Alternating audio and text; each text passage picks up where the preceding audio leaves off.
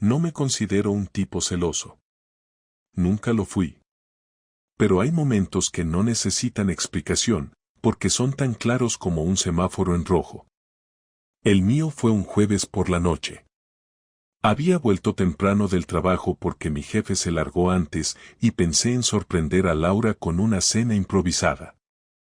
Algo sencillo, pasta, una botella de vino y esa playlist que le gusta poner cuando cocina. Pero cuando abrí la puerta del piso, algo me hizo frenar en seco. No por un ruido fuerte, ni por algo fuera de lugar. No.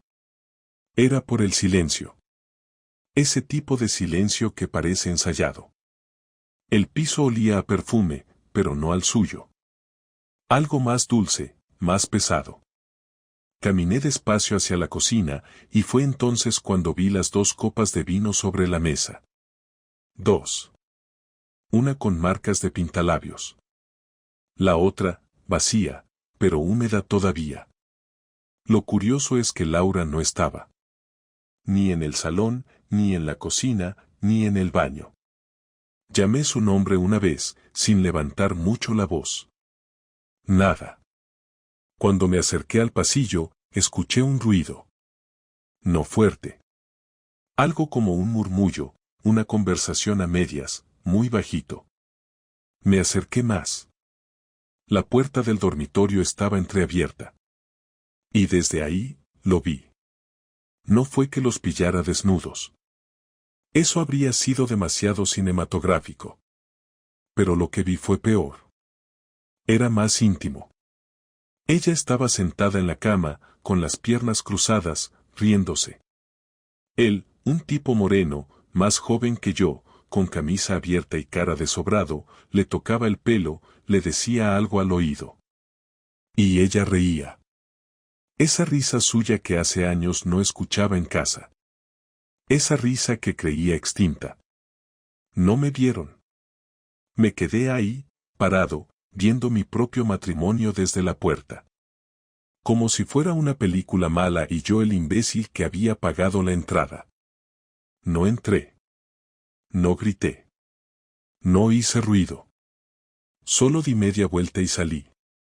Cerré la puerta con cuidado. Bajé las escaleras del edificio como si llevara dinamita encima y no pudiera dejarla caer. Esa noche no dormí en casa. Me fui al coche, conduje sin rumbo durante horas y acabé en un hotel de carretera cerca de Toledo, comiendo un sándwich frío de máquina expendedora. No podía procesar lo que había visto. No era solo la infidelidad. Era todo lo que venía con ella, la risa, la comodidad, la confianza. Como si ese cabrón ya llevara semanas entrando en mi vida por la puerta grande. No llamé a nadie. Ni a mis padres, ni a mis amigos. Me daba vergüenza. Sentía que me había convertido en una sombra en mi propia casa. Al día siguiente, volví a Madrid temprano. No quería enfrentarme a ella todavía. Tenía que pensar. Tenía que entender cómo había llegado hasta ese punto sin enterarme de nada. Y lo peor, es que parte de mí ya sabía que algo no iba bien. Pero no quería verlo. Volví a casa el viernes por la mañana. Había dormido 3 horas, si se le puede llamar dormir a cerrar los ojos y pensar en lo mismo una y otra vez como si fuera una tortura que uno se hace a sí mismo.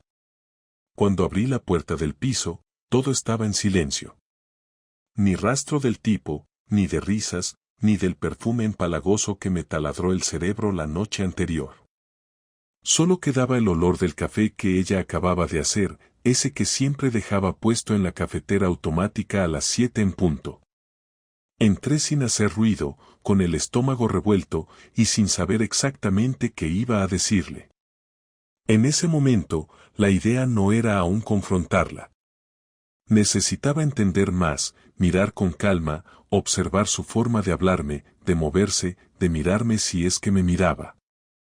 Estaba en la cocina, de espaldas, con el pelo recogido y la bata de casa que solía usar cuando tenía turno tarde.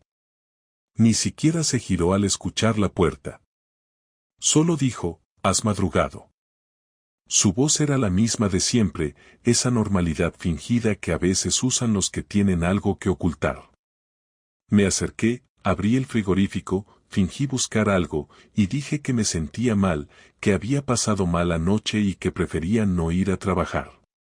Me ofreció un café, me preguntó si quería una tostada.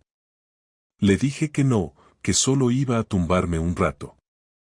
No preguntó más. Esa fue nuestra primera interacción después de que yo la viera con otro en nuestra cama. No sabía cómo lo estaba logrando, pero estaba actuando con una frialdad perfecta. Ni nervios, ni torpeza. Nada. Como si anoche no hubiese pasado absolutamente nada fuera de lo común. Como si lo que hizo no tuviera peso. Eso me descolocó más que cualquier disculpa o intento de ocultar lo evidente. Pasé la mañana encerrado en el despacho, revisando cosas del trabajo que ni siquiera necesitaban revisión. Quería estar lejos de ella, pero dentro de casa. Quería ver cuánto aguantaba ella manteniendo la mentira. Cuando llegó el mediodía, me gritó desde la cocina que iba a salir a hacer unas compras. Le dije que no hacía falta que me trajera nada. Me respondió con un vale, vuelvo en un rato y cerró la puerta. En cuanto se fue, me levanté del escritorio y fui directo a la habitación. No estaba buscando pruebas para gritarle que era una infiel. Buscaba algo más sutil. Gestos, cambios, detalles. En su cajón de ropa interior, todo estaba igual. En el armario, las perchas estaban bien puestas. Pero había algo que sí había cambiado. En la mesita de noche ya no estaba el libro que llevaba semanas leyendo. En su lugar, había un neceser pequeño, de esos que no solía usar salvo cuando salíamos de viaje. Lo abrí. Cepillo de dientes, una muda, desodorante. Todo en miniatura. Preparado. No había sido improvisado. No había sido algo casual. Lo tenía planeado. Ahí fue cuando me temblaron las manos. Porque entendí que esto no era una aventura pasajera. No era una estupidez de una noche. Era algo armado. Repetido. Probablemente habitual. Y yo era el único que no lo sabía. Me senté en el borde de la cama, en ese lado donde la vi sentada con él la noche anterior, y me quedé quieto un buen rato. No sé cuánto. No quería llorar. No quería gritar. Quería pensar, como si eso fuera a darme algún tipo de control. Pero lo único que lograba era imaginar a ese cabrón tocándole la cara, diciéndole cosas, acostándose con ella como si fuera suyo. En mi casa. En mi cama. Mientras yo hacía horas extra para pagar la hipoteca, mientras creía que estábamos estancados pero juntos. Me levanté, volví al despacho y abrí el portátil. Entré en su correo, el del ordenador de casa. No tenía contraseña porque ella siempre decía que esas cosas eran de gente que escondía algo. Y ahí estaba, como si me estuviera esperando.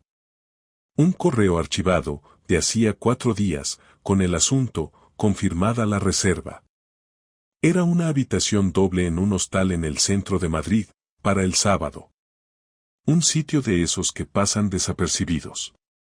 No había nombre del acompañante. Solo su nombre, su número de DNI y la reserva hecha con tarjeta. No lo imprimí. No hice capturas. Solo lo leí varias veces hasta que no sentí nada. Hasta que lo normalicé. Cerré el portátil, me lavé la cara y salí a caminar. Cuando volví a casa, ella ya estaba allí. Había hecho la compra y había preparado algo de cena. Se notaba relajada. Me habló del trabajo, de una compañera que se había lesionado y de cómo ahora tendría que cubrir más turnos. Escuché todo con cara de que me importaba. Incluso hice un par de preguntas. No porque me interesara, sino para ver si era capaz de sostener la mentira. Y lo hacía con una naturalidad que me helaba. Dormimos juntos esa noche. Cada uno de su lado, como llevábamos meses haciéndolo. Sin tocarnos. Sin hablar. Ella se durmió rápido. Yo me quedé mirando al techo, pensando en el día siguiente. En la reserva. ¿En qué iba a hacer con esa información? No podía seguir actuando como si nada. Tampoco sabía si quería destruirlo todo de golpe o ir cortando las piezas con paciencia. Lo único que tenía claro era que ya no había vuelta atrás. Algo dentro de mí se había roto para siempre. Y ella no tenía ni idea. O eso creía. El sábado por la mañana se arregló con más detalle de lo habitual. No era su turno de trabajo. Me dijo que iba a ver a su madre y luego a pasar por el centro a comprar un regalo para su sobrina. Me dio un beso rápido y salió. Yo esperé 10 minutos y salí detrás. No para seguirla. No soy espía ni detective. Fui directo al hostal. Me quedé en la acera de enfrente, mirando la puerta. Era un edificio viejo, con un letrero pequeño, casi escondido. Gente entraba y salía sin llamar la atención. Después de media hora, la vi llegar. Pelo suelto, vestido claro, gafas de sol. Caminaba como quien no tiene prisa. Como quien ya lo ha hecho antes. Tocó el timbre. Esperó. Y subió sin mirar atrás. No entré. No necesitaba ver más. La imagen ya estaba grabada en mi cabeza con más fuerza que cualquier prueba escrita. Caminé hasta un bar cercano, pedí una caña y me senté a pensar. La decisión ya no era si la iba a enfrentar. Eso estaba claro. La cuestión era cómo. ¿Cuándo? Y si después de todo eso, iba a tener el valor de quedarme o mandarlo todo al carajo. La respuesta no tardaría en llegar. Porque cuando volví a casa, algo cambió. Y esa parte, te la cuento después. Entré al piso como si todo fuera normal, con las llaves en la mano y el sonido seco de la puerta cerrándose detrás de mí, aunque por dentro ya no había nada que pudiera llamarse normal. Laura estaba sentada en el sofá, con una copa de vino en la mano y la televisión encendida, viendo una serie de esas que a mí siempre me parecieron un bodrio pero que ella seguía como si fueran importantes. Me miró de reojo, como si no esperara verme tan pronto, o quizás como si supiera que yo sabía algo, pero sin dejar de fingir.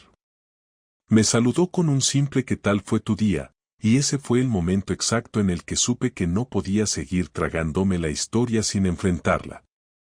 La miré fijamente, sin quitarme la chaqueta, y le dije que necesitábamos hablar, que ahora sí era urgente.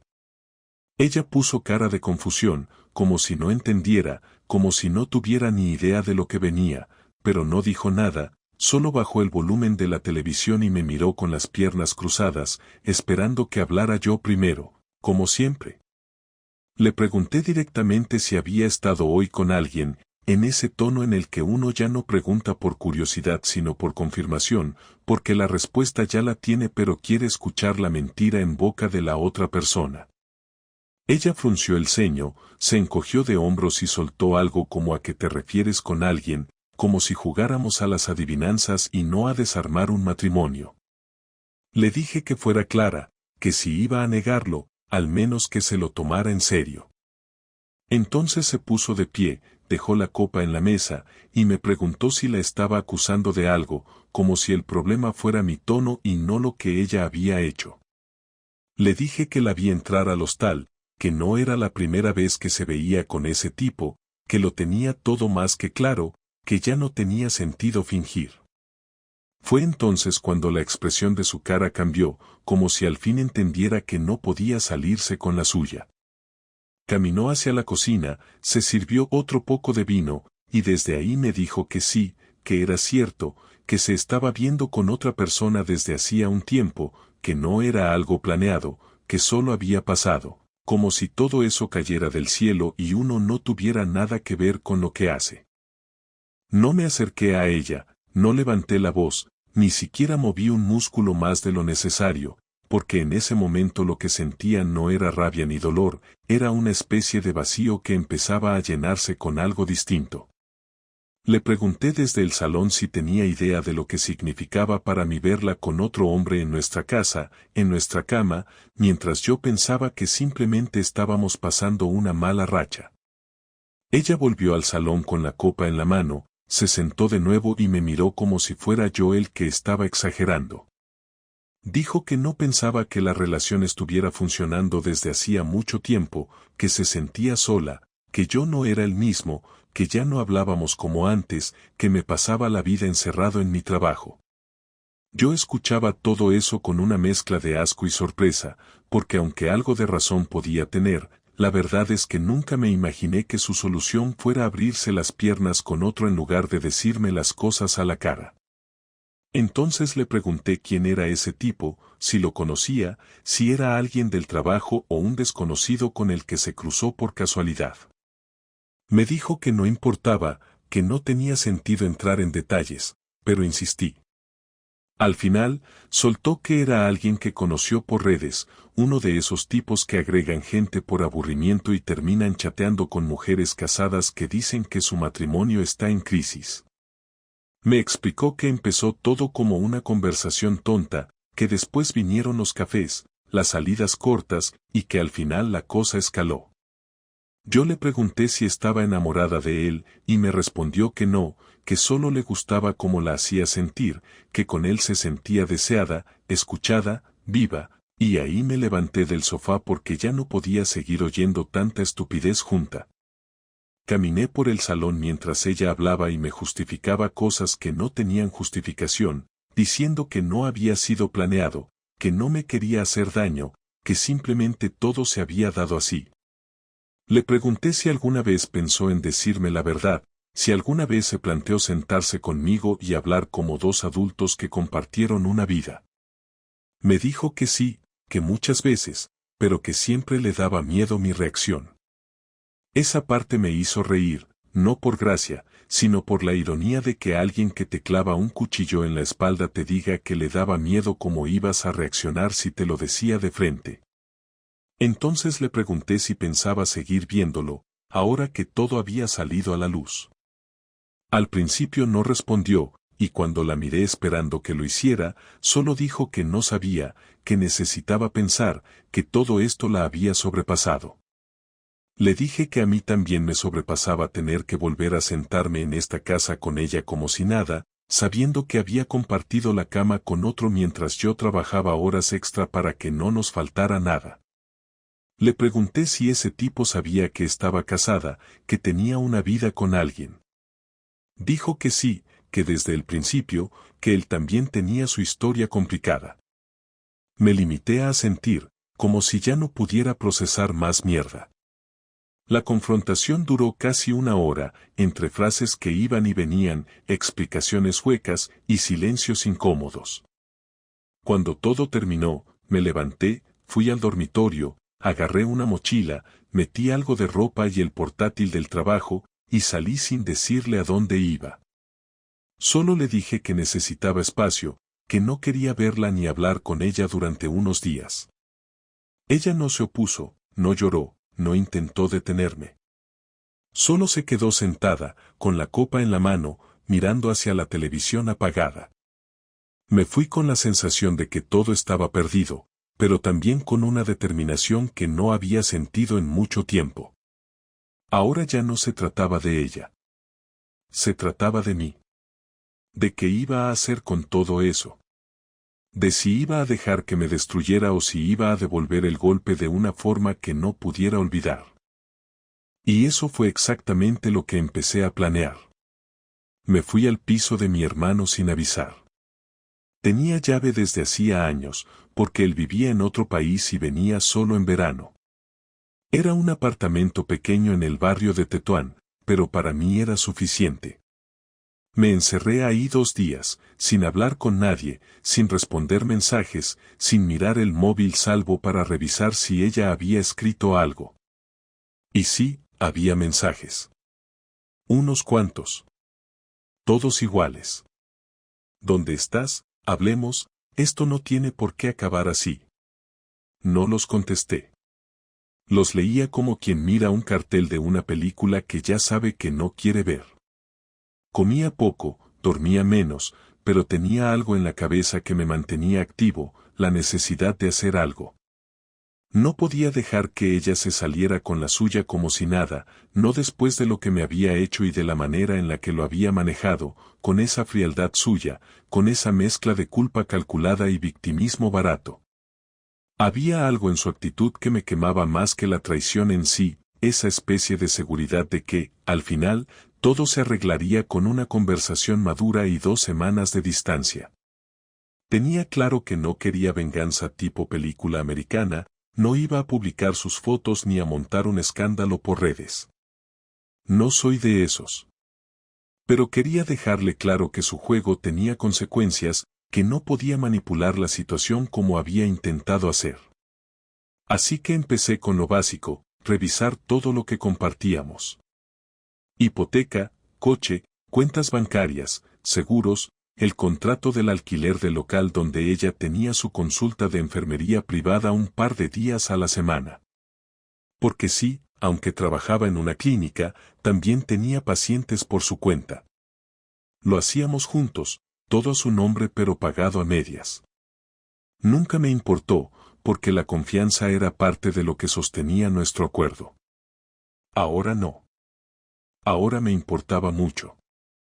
Empecé por el banco. Entré a la cuenta común, retiré la mitad exacta y la pasé a mi cuenta personal. Cerré los accesos online y pedí que las notificaciones se enviaran solo a mí. Luego llamé al seguro del coche, que estaba a mi nombre, y cancelé la póliza. Si quería seguir usándolo, que se lo pagara.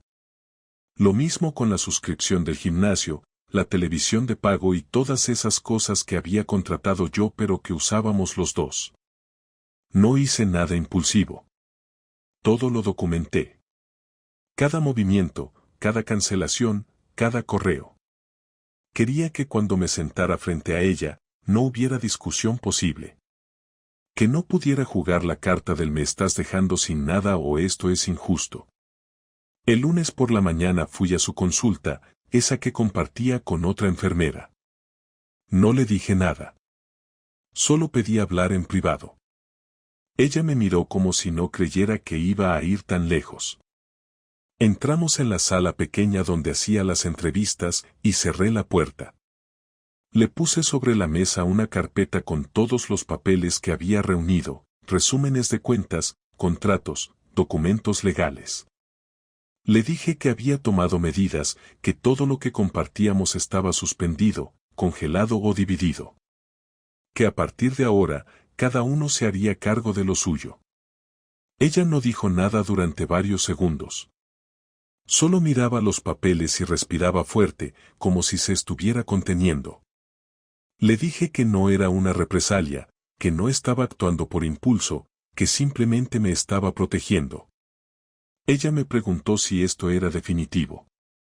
Le dije que aún no lo sabía, que no había decidido nada sobre el futuro de nuestra relación, pero que sí tenía claro que ya no podía confiar en ella para manejar nada juntos. Entonces empezó a hablar. Dijo que no había pensado que iba a llegar tan lejos, que no sabía que lo nuestro estaba tan mal como para terminar así, que el otro no significaba nada. Le pregunté por qué seguía viéndolo entonces, si de verdad no significaba nada. Bajó la mirada y no respondió. Después empezó a decir que lo que le dolía no era el dinero, ni el piso, ni el coche, sino mi reacción. Que la había dejado sola, que no le había dado la oportunidad de explicarse bien. Me reí. No porque me hiciera gracia, sino porque en ese momento me pareció surrealista que una persona que había metido a otro en mi casa, en mi cama, viniera a decirme que ella era la que se sentía abandonada. Le dije que la conversación había terminado. Que no tenía sentido seguir dándole vueltas a algo que para mí ya no tenía arreglo. Al día siguiente empecé a preparar la mudanza. Fui al piso con un amigo, recogí mis cosas, lo más importante, ropa, documentos, libros, el ordenador, unas fotos antiguas, un par de objetos personales. Ella no estaba. Me había mandado un mensaje diciéndome que pasaría la noche en casa de una amiga para darme espacio. Me pareció bien. No quería verla. No quería tener que explicarle por qué me llevaba tal o cual cosa. Era mi vida, mis recuerdos, y ahora los necesitaba conmigo. Esa noche, ya en el piso de mi hermano, me senté a escribirle una carta. No porque creyera que merecía una explicación, sino porque yo necesitaba cerrar algo, ponerlo en palabras. Le dije que la había querido de verdad, que durante muchos años creí que lo nuestro era fuerte, sólido, y que me dolía darme cuenta de que todo había sido más frágil de lo que pensaba. Le dije que no la odiaba, que no deseaba que le fuera mal, pero que lo que había hecho no tenía perdón. No por el acto en sí, sino por la forma en la que lo había gestionado. Por la frialdad, por la mentira sostenida, por la manera en la que me hizo sentir invisible. Le deseé suerte, pero también le dejé claro que ya no era parte de mi vida. Cuando terminé de escribir, me sentí extraño. No aliviado, no triste. Simplemente vacío. Pero al menos ya no tenía la necesidad de buscarle una explicación a todo. Ya no quería entenderla. Ya no quería saber qué sentía. Solo quería seguir adelante. Lo más jodido vino unos días después. Una amiga en común me escribió. Me dijo que Laura estaba diciendo que yo la había dejado de un día para otro, que había sido frío, que le había quitado todo. Le respondí con un audio, sin gritos, sin insultos. Solo contando los hechos, tal cual pasaron. Luego le dije que si alguien tenía dudas, que me llamaran, que yo no tenía nada que esconder. No sé si sirvió de algo, pero al menos me saqué esa espina. No iba a dejar que ella también controlara el relato. Y con todo eso ya encaminado, empecé a pensar en lo siguiente. En el paso que vendría después. Porque el golpe estaba dado, pero la herida seguía abierta. Y yo aún no había terminado. Después de haberle quitado todo lo compartido y de haber recogido mis cosas, pensé que mi papel en esa historia ya estaba cumplido, que lo que tenía que hacer para protegerme y marcar distancia ya lo había hecho, pero la realidad fue que cuanto más pasaban los días, más me iba quedando con esa sensación de que ella seguía creyendo que todo era reversible, como si lo nuestro solo necesitara tiempo para enfriarse y luego volver a empezar desde cero, como si ella pudiera tener el lujo de hacer todo lo que hizo y luego pretender que bastaba con arrepentirse o mostrarse triste para que yo regresara a casa con una maleta y una segunda oportunidad. Ese pensamiento me empezó a obsesionar, y cada vez que ella me escribía, incluso con mensajes cortos, intentado sonar humilde o afectada, me hervía la sangre. No podía permitir que se quedara con esa idea, con esa postura de víctima a medio construir, con ese relato que probablemente ya había compartido con media docena de personas de su entorno, una historia donde ella solo había cometido un error y yo me había vuelto loco, frío, calculador y vengativo. Por eso decidí ir más allá, no por rencor gratuito, sino porque no iba a permitir que siguiera moldeando la historia a su favor mientras yo me callaba para mantener la compostura. Lo primero que hice fue hablar con la dueña del local donde ella tenía su consulta. Yo había firmado como avalista, y no solo eso, sino que había puesto dinero para reformarlo y montarlo con ella. Fui a la oficina, pedí una cita, y le expliqué todo. No con detalles personales, pero sí lo suficientes para que entendiera que yo ya no iba a mantener nada relacionado con Laura, que no quería aparecer en ningún contrato, que cualquier cosa que firmara ella a partir de ahora debía hacerse sin mi nombre ni mi respaldo. La dueña fue comprensiva, incluso me dijo que algo sospechaba porque Laura había preguntado hacía poco si podía cambiar el contrato a nombre de otra persona. Me quedé en silencio, sin decir nada más, pero tomé nota mental de eso. Salí de ahí con un documento que me desvinculaba del alquiler y al día siguiente lo llevé a un notario para registrarlo oficialmente. Luego le envié una copia escaneada a ella, sin texto adicional, sin comentarios, solo el documento, como un cierre más, como una última señal de que ya no íbamos a compartir absolutamente nada. Lo segundo fue contactar con su hermana. Nunca nos llevamos mal, pero tampoco fuimos cercanos. Aún así, ella sabía perfectamente cómo era nuestra relación y siempre tuvo buena opinión de mí, así que decidí hablar con ella no para pedirle que se pusiera de mi lado, sino para que supiera la verdad por mí antes de que Laura le llenara la cabeza con su versión. Le pedí que quedáramos a tomar algo, me dijo que sí, y al día siguiente nos vimos en un bar del centro. Fui directo, sin adornos. Le conté que había descubierto la infidelidad, que no fue una sospecha ni una interpretación errónea, sino algo confirmado con mis propios ojos. Le conté lo del hostal, lo del neceser, lo de la conversación que tuvimos después, su falta de arrepentimiento real, su actitud de víctima. La hermana se quedó callada un rato, visiblemente incómoda. Me dijo que Laura no había entrado en detalles, que solo le había dicho que estábamos pasando por una crisis, que yo me había ido de casa de forma repentina, que le dolía no saber cómo arreglarlo.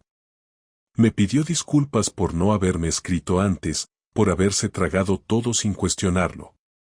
Le dije que no le debía disculpas, que solo necesitaba que supiera cómo eran las cosas realmente. Y por último, fui a verla.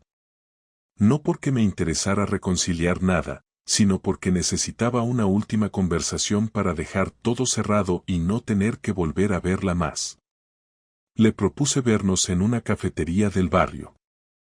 Aceptó sin preguntar, probablemente pensando que yo había cambiado de idea o que quería hablar de cómo salvar lo que quedaba. Se equivocaba. Llegué antes, la esperé en una mesa cerca de la ventana, con un café ya pedido. Cuando llegó, noté que llevaba maquillaje más del habitual, como si quisiera causar una buena impresión. Se sentó frente a mí, dijo hola en voz baja, y me miró con una mezcla de tristeza y esperanza. Le dije que no íbamos a estar mucho rato, que solo había venido a dejar las cosas claras de una vez por todas. Le expliqué todo lo que había hecho en los últimos días, los documentos, la desvinculación del local, la conversación con su hermana, incluso el detalle del seguro del coche.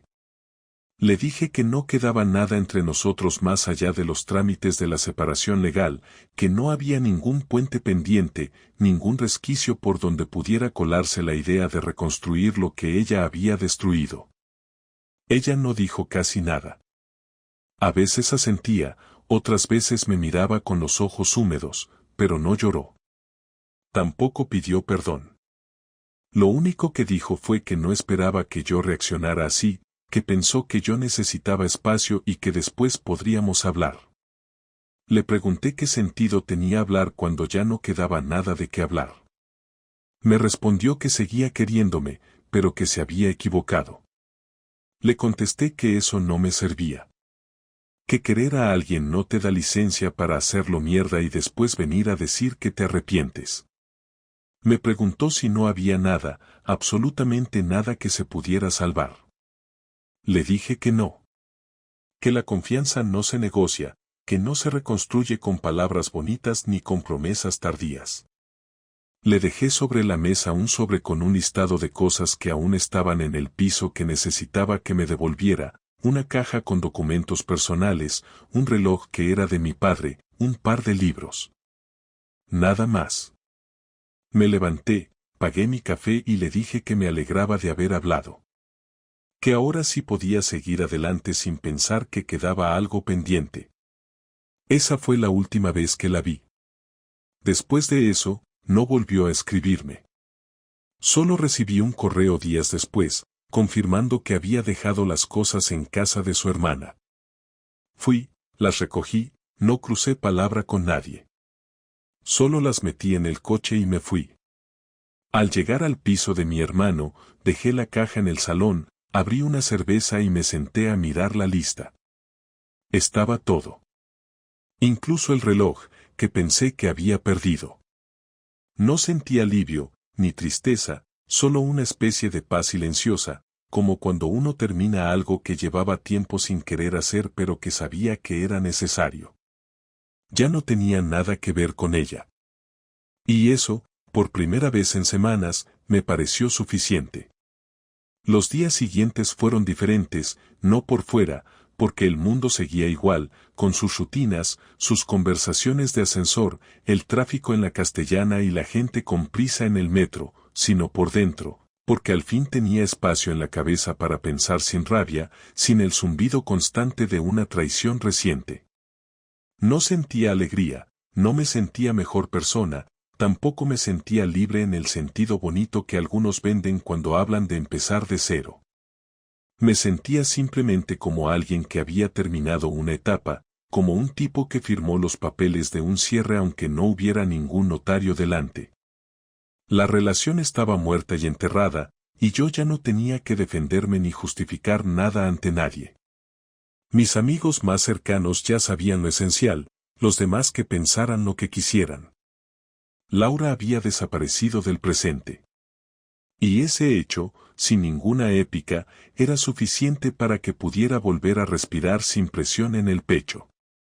Volví a trabajar de forma presencial, aunque podría haber seguido desde casa. Lo hice para salir, para tener horarios, para hablar con personas sin que cada conversación estuviera contaminada por lo personal. Mis compañeros no sabían nada de lo ocurrido. Solo comentaban que me veían más serio, más centrado, y uno llegó a decir que parecía más delgado. Me preguntaron si estaba bien, si necesitaba ayuda con algún proyecto, si quería salir a tomar algo. A todos les respondía con el mismo tono, todo bien, gracias. No porque estuviera bien, sino porque no tenía intención de abrir esa puerta con gente que no formaba parte de mi vida más allá del trabajo. Una tarde, después de salir de la oficina, me crucé con Marcos, un viejo amigo al que no veía desde hacía más de 2 años. Fue un encuentro casual, en un paso de peatones, donde ambos nos reconocimos al mismo tiempo. Me saludó con un abrazo y me dijo que estaba igual que siempre, pero con más canas. Le dije que él también, aunque con más barriga. Nos reímos un poco, intercambiamos frases cortas, y al final me dijo que tenía que invitarme a cenar, que teníamos que ponernos al día. Me pareció buena idea. Me dio su número, me escribió ahí mismo para que lo tuviera, y 2 días después fuimos a cenar a un sitio cerca de Lavapiés. Durante la cena, hablamos de cosas banales, del trabajo, de fútbol, de algún excompañero que se había mudado a otro país. Hasta que, sin rodeos, me preguntó por Laura. Le dije que ya no estábamos juntos. Me miró serio, sin dramatismo, pero con interés real. Le conté lo básico, sin entrar en detalles, la infidelidad, la ruptura, el cierre. Me escuchó sin interrumpirme. Cuando terminé, solo me dijo una frase, te lo curraste mucho más de lo que muchos hubieran hecho. Le respondí que no se trataba de hacer más o menos, que cada uno reacciona como puede. Me dijo que sí, que entendía, pero que igual tenía mérito haber mantenido la cabeza fría, haber hecho las cosas sin gritos ni shows, sin caer en la trampa de ir por ahí compitiendo por quién sufre más. Nos tomamos un par de cervezas más, hablamos un rato largo, y al irnos me dio otro abrazo, uno distinto, como esos que uno da cuando ve que el otro necesitaba hablar y al fin lo hizo. Al llegar a casa, me senté en el sofá, puse música suave y abrí el portátil. No para escribirle a nadie, no para buscar consejos o distraerme. Lo abrí porque tenía que escribir lo último. No una carta para Laura, no un resumen para cerrar el ciclo, sino una lista para mí. Una lista de todo lo que aprendí en ese mes de mierda en el que mi matrimonio se fue a la basura. Y no hablo de lecciones de autoayuda ni frases de calendario. Hablo de cosas concretas, reales, que había visto en mí, en ella, en cómo la gente reacciona, en cómo te juzgan o te ignoran, en cómo uno aprende a estar solo sin estar completamente jodido. Escribí que lo más peligroso en una relación no es la infidelidad en sí, sino la comodidad con la mentira. Que lo más jodido no fue verla con otro, sino saber que podía hacerlo y seguir actuando como si no pasara nada. Que uno nunca termina de conocer a la persona con la que duerme todos los días. Que la confianza no se recupera. Que a veces no hace falta pelear para demostrar que uno tiene razón. Que alejarse también es una forma de defensa. Que quedarse callado no siempre es debilidad, a veces es estrategia. Que la dignidad no se defiende con insultos ni con venganza pública, sino con acciones concretas, sin necesidad de levantar la voz. Que el silencio duele, pero también cura. Que estar solo no es el final de nada, sino un comienzo más limpio. Que hay gente que te escucha sin necesidad de decir mucho, y que esos son los que valen. Que no hay que explicar tu dolor a quien no quiere entenderlo. Y que perdonar no siempre es necesario para seguir adelante. Guardé ese archivo, no lo compartí, no lo imprimí. Era para mí. Cerré el portátil, apagué la luz, me acosté. Dormí por primera vez sin soñar con ella, sin despertarme sobresaltado, sin imaginar escenas que ya no necesitaba revisar. Al día siguiente, cuando abrí los ojos, no sentí que empezaba una nueva vida, pero sí sentí que la anterior ya no estaba colgando de mi cuello. Ese fue el verdadero final. No cuando la vi con otro, no cuando le dije que todo había terminado, no cuando recogí mis cosas ni cuando hablé con su hermana. El final fue esa noche, en ese sofá, con ese archivo guardado y sin destinatario. Porque a veces no se necesita cerrar la puerta con llave, basta con no tener intención de volver a tocar el timbre nunca más.